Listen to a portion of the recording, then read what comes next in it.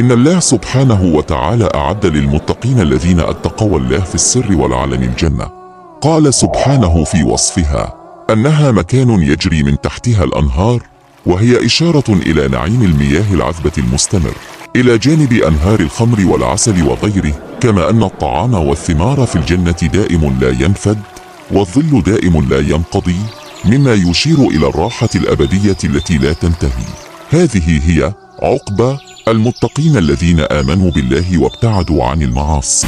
أما عقبى الكافرين فهي النار الحامية. ويكمل الله في الآية 36 من سورة الرعد قائلا: والذين آتيناهم الكتاب يفرحون بما أنزل إليك ومن الأحزاب من ينكر بعضه قل إنما أمرت أن أعبد الله ولا أشرك به إليه أدعو وإليه مآب. معنى أن أهل الكتاب اليهود والنصارى الذين آمنوا بما جاء به النبي محمد صلى الله عليه وسلم من قرآن وأحكام يشعرون بالفرح والسرور بما أنزل الله عليه. ولكن هناك من الأحزاب وهم المجموعات المعارضة مثل المشركين من ينكر بعض ما جاء في القرآن، ويأمر الله نبيه بأن يرد عليهم قائلا: إنما أمرت أن أعبد الله وحده الذي إليه أدعو وإليه المآب.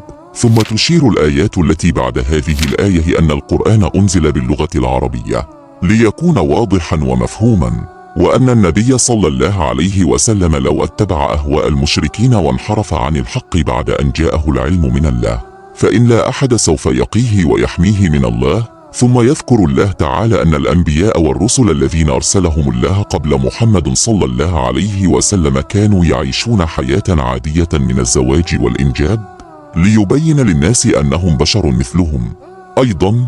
ويوضح أن معجزات الأنبياء تأتي بإذن الله، ولا يمكن لأي رسول أن يأتي بآية أو معجزة إلا بموافقة الله. ويختتم سبحانه الآية بالتأكيد على أن لكل شيء في الحياة أجل مكتوب، وكتاب الله هو الذي يحدد الأقدار والأحداث.